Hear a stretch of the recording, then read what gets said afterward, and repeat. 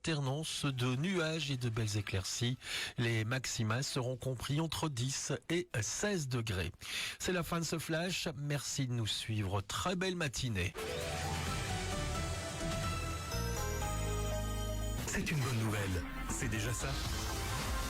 Votre prochain rendez-vous, c'est une bonne nouvelle, c'est déjà ça sur Impact FM. Impact News sera le 4 novembre à 8h40. Nous parlerons de communication avec monsieur Benjamin Mugili pour BM3 Communication, les meilleurs outils évidemment pour la représentation de votre entreprise.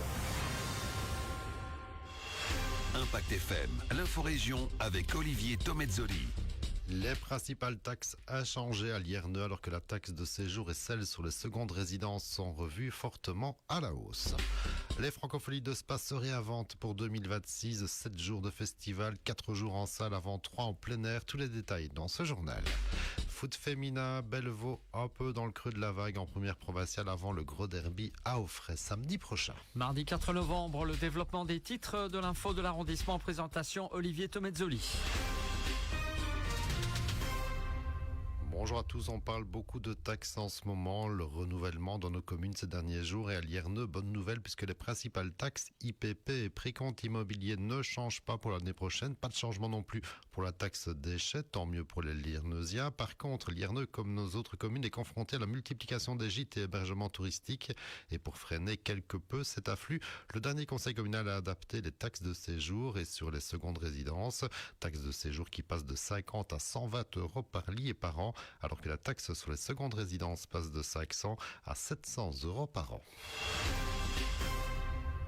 Et on parle encore d'argent, distributeur de billets. Vous le savez, les banques ferment les unes après les autres leurs propres distributeurs et c'est Batopa qui gère des distributeurs neutres qui prend le relais, si on peut dire, avec la confirmation de l'installation d'un nouveau point de retrait à Malmedy. Ce sera avenue des Alliés. Batopa qui a aussi annoncé l'arrivée de nouveaux distributeurs à Spa ou encore à Saint-Vite dans les semaines ou les mois à venir. Direction Spa pour les grandes annonces des Francopholies de Spa. On vous en parlait à demi-mot vendredi passé. On sait donc que l'édition 2026 sera revue, renouvelée, réaménagée, ou plutôt les Francos se réinventent en revenant à une formule grande scène, place royale, indépendante du parc Francofou sur 3 jours, du 24 au 26 juillet prochain, avec aussi un retour des concerts au Casino de Spa, là, 4 soirs, du 20 au 23 juillet. Bref, une nouvelle formule que nous détaille Johan Frédéric, le directeur des Francopholies de Spa.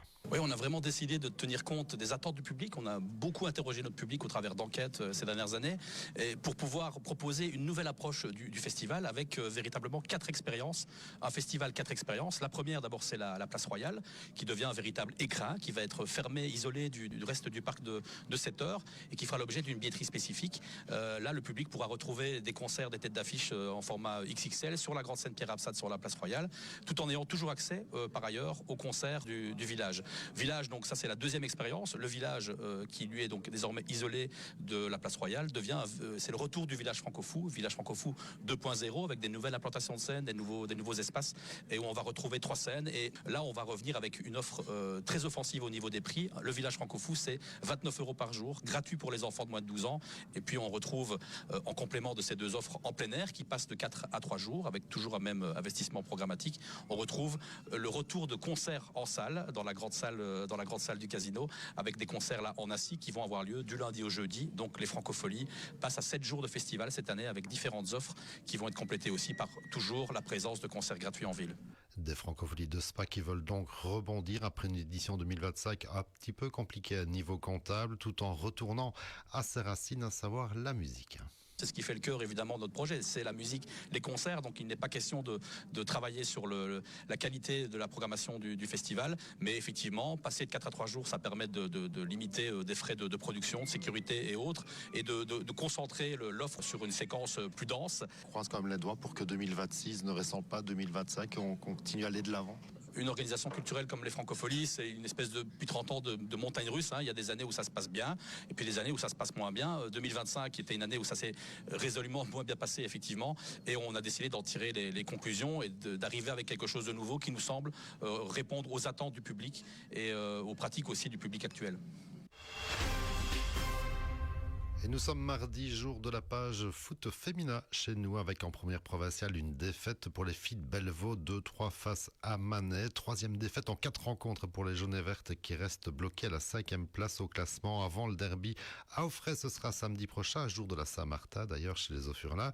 Et en 2e provinciale série B, beau tir groupé de Bellevaux B qui s'impose 3-0 face à Remouchon. Et pour les filles de Wem-Fémonville qui l'emportent en déplacement à Herve B 1-3. L'Esterlaine était-elle une fois encore au repos forcé ce dernier week-end. L'info continue sur notre page Facebook Impact.